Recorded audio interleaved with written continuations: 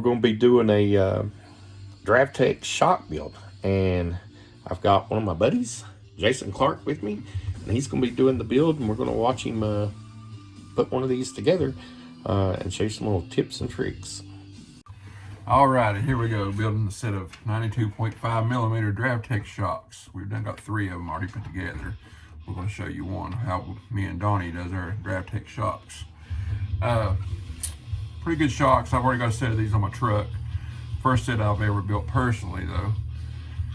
And we're gonna went through a bunch of little O-rings and a bunch of little, I guess, seals, O-rings, rubber washers, whatever you want to call these things. We're gonna start off with, we got a little clear. You're gonna take your shock tube, hold the bottom of it where all your seals go, hold it up. We'll start off with a clear plastic, the clear plastic little one, like this. Just throw it in there, however you can get it in there. Now the trick is these little blue rubber ones. You got 2 of these to put in each one. So first we have the little clear O-ring in. Next we got the blue O-ring. Put it in. You got to watch because they want to stand up on you. But me and Donnie figured out a way to do this, and a lot easier is just take one of the E-Revo ends they give you for your shock shaft, and just take and just push them down like that. You have no problems. You can see, yeah. All right, but continuing on, next you go with the white, thick white plastic one, just like that. Take your little shock in, push it on down. Let's see here, we went with the little one, we went with the blue, we went with the white thick one. Next is another blue. Let's play up blue. It's that troublesome one. See how it wants to just stand up there. You want to make sure all these are flat. They all got to be flat, or if not, you'll find out. And your last one is the thick white clear one. Now this is, I'm going to show you compared to this, compared to that. There's 2 white clear ones. You got a big one and you got a little one. The little one you started off with. The big one you're finishing up with. So we put our big one in. You should look like this. See how it's all to the top even? All right. Next, the fun part. Hopefully you got a good set of O-ring pliers for this little C-clip. Wrong end. Now, the trick to this is keep this laying down. Move this down, stationary like so there, and be very careful. You don't want to lose these. They only send you 4 of them. So, lay your thumb over the back side of your, back of your shock. Hold it down, squeeze in. Be very careful. Just make sure, take your tips of it and work it around till you hear a click.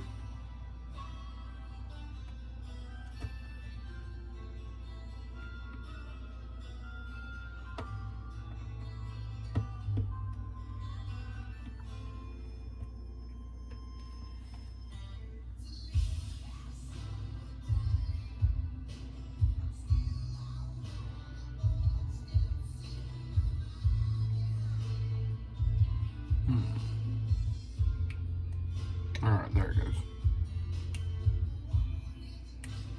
Yeah. All right, and you should look like this. About that little gap too. Yeah, you'll notice here. Let me find another one. See if we got any. If you get one that sets close together, let me get you some light. If it's sitting closer than that, then you've not got it pushed down far enough in there, and you'll want to go back through just roughly, barely, just pushing it on down, and you'll feel a click, and you'll know you'll have it then. Then it should turn out like this. Just like I said, just take your your pliers and just walk around the top of it with it.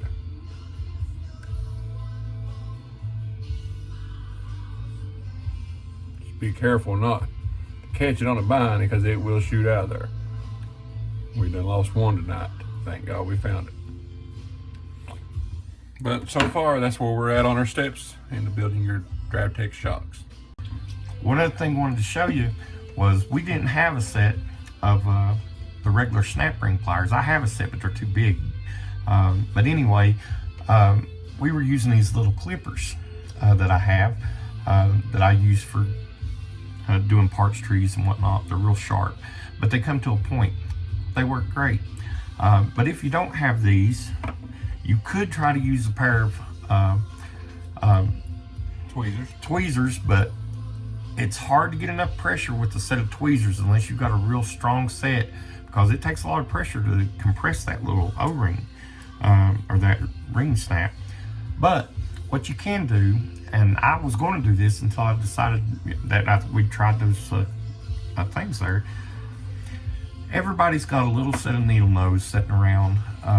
Just a cheap set that you have, an extra one, you know, it don't matter, a rusty one, whatever. And just take your Dremel or grinder or whatever you want to use and just grind them down to a point. And if you grind them down to a small point, they'll work perfect. And you can just pinch them and put them right in.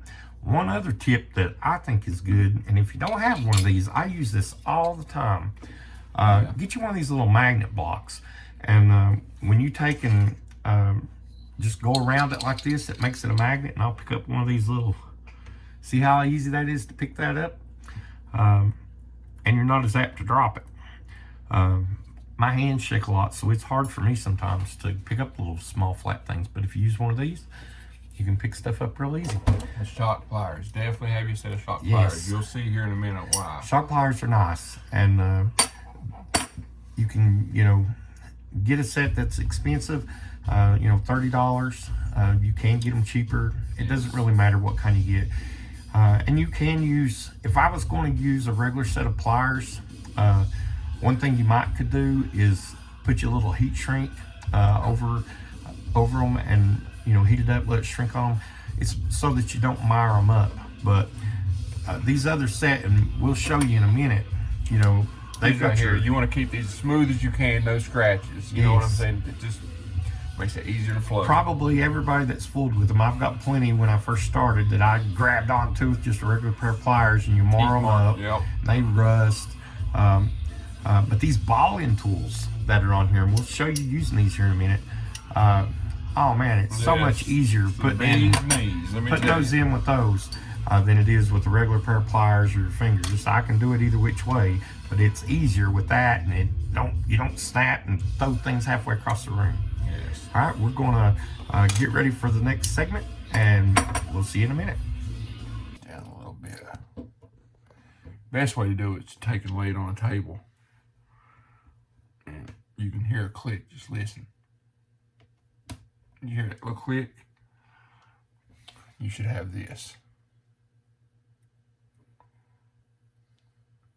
Okay. The next thing you want to do is you want to take your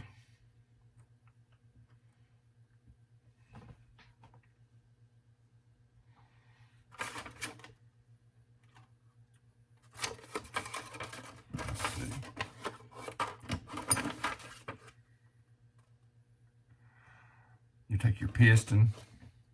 Piston's got 3 little holes in it. This one does anyways on the Dravtech ones. Now, you've already got your clip on, so you're just going to take this, just like this up. Okay. Then you take one of your other E-clips.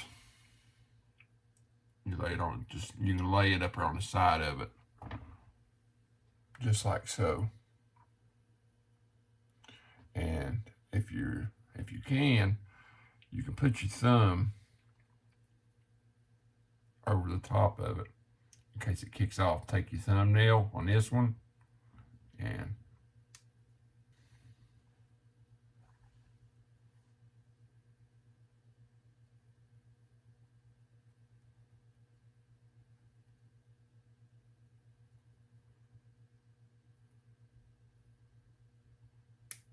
Okay, there you go.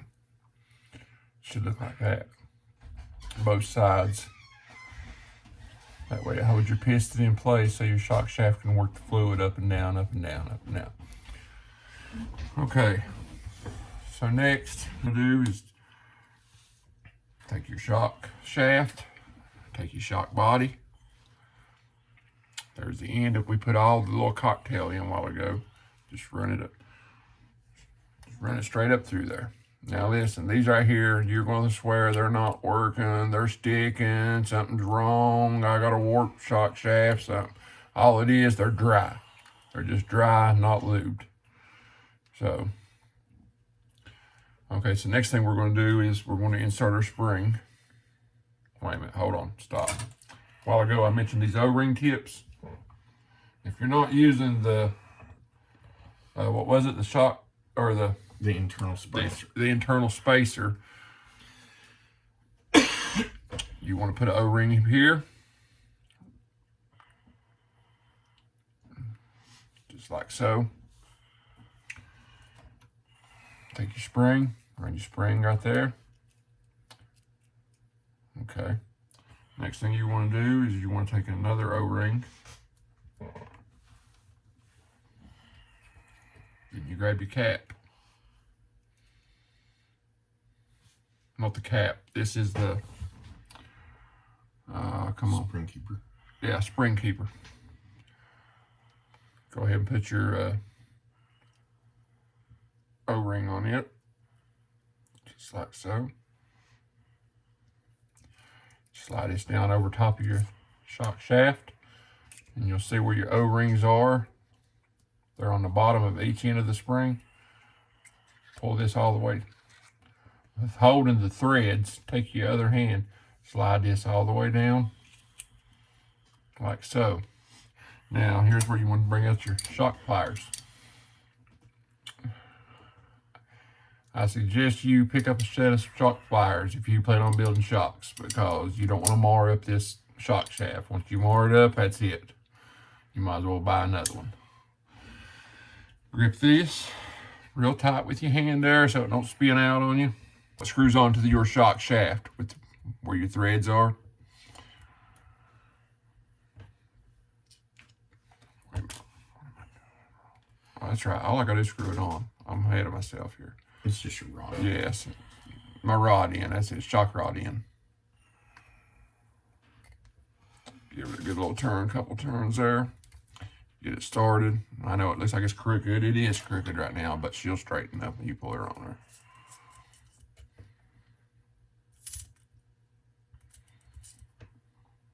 If it don't, then just maneuver it halfway through. You want to stop when you get to the top of your threads. Don't keep on turning like 3 or 4 turns. Get it flush to the end there, and maybe you might want to go quarter turn. I wouldn't do no more than a half. But, so there you are. That's dry, nothing in it. Okay, so next thing you want to do is set this down. And use whatever type of shock fluid you want to use. Today I'm running 45 in the rears and 40 in the front. I'm also running about anywhere between a 4 to 6 pound truck. I do know that. So I've already got these other shocks that you see here in front of me already finished up. So what we're going to do now is fill this one up with 40 weight.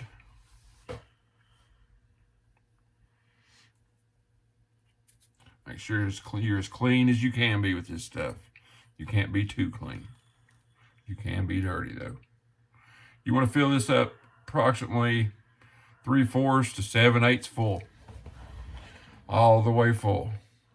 Except for you don't want it to bubble over. I know in my race shocks on my 10th scale buggies, I always like to dome them over. Then I would work them. But now they say on these Dravtechs here, you're supposed to fill it up almost full.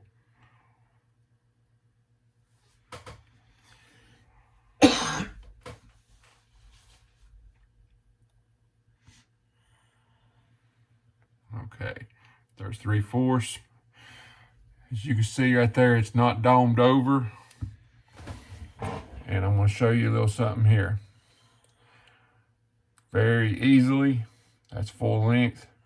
Go about 1/8 of a way, just working a little bit. What you're wanting to do is work these little air bubbles up.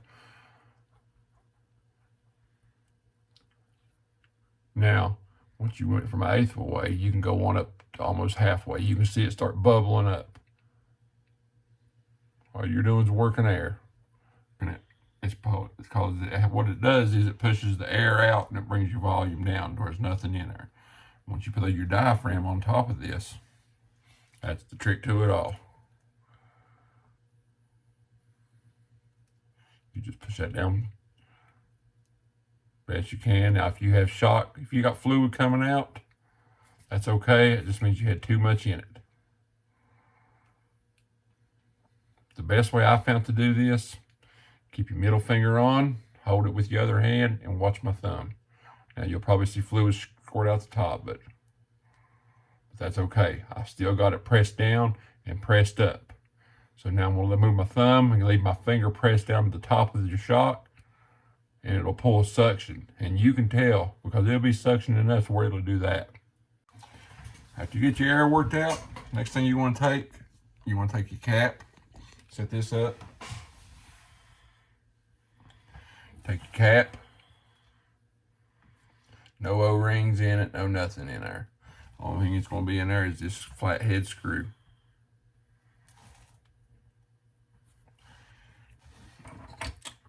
Best way to do it, I found.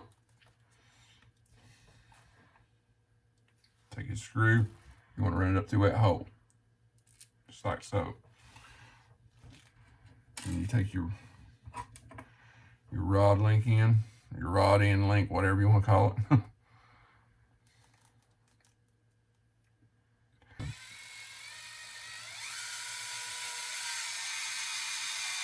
Hold it till you can't hold it. I mean, you're going to let go of it no matter what.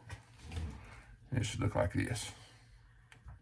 Shouldn't be no gap, shouldn't be no funny stuff. It pull it all the way down. And then if you want to get a little bit tighter, I do have oil on my hands, so yeah, that's right where I want it to be. There's your cap. Now, when you're putting this cap on, you don't want to mess up your diaphragm. So in other words, I'm going to tell you now, I don't care how many times you pull this off. Every time you think you don't have it, you're going to pull this off, and if you just barely touch it, it's going to pull that cap off every time. So the best thing to do is to square it up and push, before you do any turning, push it all the way around there. Then when you feel you bottomed out, start turning. Just go easy with it. You know, you can tell, just turn it hand tight.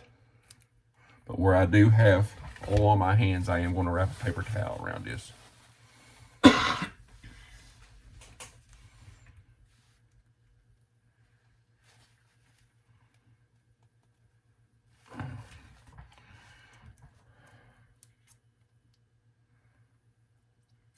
There you have it. 92.5 millimeter Dravtech shocks. This one happens to be a soft spring on my front, and this one happens to be a medium spring. Same size, same length, same type of shock. You know, these are the money. These are what you want. The only thing I found close to these that are like its brother is the Traxxas Big Bore. I think it's 2660 or 6220. One of those numbers. Good shocks. I recommend these on any crawler. They're my favorite. But that's what I have for you this evening. I hope these little steps will help you to put together your Dravtech shocks. All right. I wanted to show you one other thing. Me and Jason, I went 5 less than him. I went 35-40 and he went 40-45. You'll see our shocks are the exact same length. I took and put one of the extra washers on the inside. He said to use a spacer. A spacer did limit your travel some. I put one washer on the inside under the the circlip, and that leaves you enough room for oil if you're worried about it. Really, the reason that I did that though wasn't so much with that, is I also took and put a little piece of fuel tubing. You can take fuel tubing, in our drag cars we use it for shock limiters, but in this you can't see it, but underneath this rod end, that it goes inside this little keeper. And I'll show you another thing in just a second, but I cut a little piece and put inside here. On Jason's, he used the little rubber washer, either the O-ring there, and you can put one in top, one in bottom, or you can put just one. You have to do that if you don't use the internal spacer, or your springs won't stay on there. They'll be too little. And so you'd have to use some kind of keep or something to take it up. I just wanted to try it a different way. There's nothing wrong with putting the O-ring on. That's what he sends with it. But I wanted to try it without the O-ring and do it a different way, just so I don't have to worry about the O-ring getting ripped. But they both work the same. And one other thing that I wanted to show you is, I'll just show you with this set up here. I've got some more here, but with these things, these shock pliers, you got a little thing here. Well, you put your ball end in there, and then you use these pliers to compress it and put it on. A lot easier than trying to use your thumb or using a pair of pliers or something. A lot easier. The other thing I was going to tell you too is, if you don't have a pair of these, and you're going to build a set of shocks, because a lot of times we spend all of our money on hop-ups and we don't have money for tools. It takes a while to get them. But something that you could do is you could put shrink wrap on a pair of trusty needle nose, and you could hold them with that too. Just anything that won't mar up your shocks. I mean, you could use a towel or something, but a piece of shrink wrap, you know, if you're fooling with RCs, you need to have shrink wrap. Yes. I'm going to be doing some videos later on the soldering stations that we use, and we'll show you a link to them. They are awesome, and you can do a lot with them. But anyway, we're going to be doing some more videos soon with my pal Jason Clark here. He's got an awesome rig right here. This one is a G-Speed chassis, I think. Yes, it is. It's V3 with Dravtech shocks. These right here is what sold me on them. My first set I ever bought. You see how low it is, but we're going to do some. I'm building an ATL, and we're going to show you this one, that one. He has another frame. Got a buddy that's got a Toyzuki. So we're going to do a few different reviews and show you. He's actually building another one, G-Speed, with portals. So we'll be able to show you the difference without the portals. There's some differences on the axles Yep. that he was showing me that's pretty neat. And just one little quick thing, show him how steep this thing turns. Oh, yeah. This is why you want to run AR-44s. Look at that. Look at how steep that turns. That turns like no one's business. I definitely have turning radius envy compared to my TRX. But we're going to show you some more stuff. Glad that you stopped in and learned with us. And, you know, we're not professionals. We're just guys that have fun with the hobby. If you've got some ideals that maybe we don't do or haven't thought of yet, leave us a comment. Be glad to try it out, and we'll try it on the next build and see how it works. All right, till next time, guys. We'll see you later. See you on the rocks.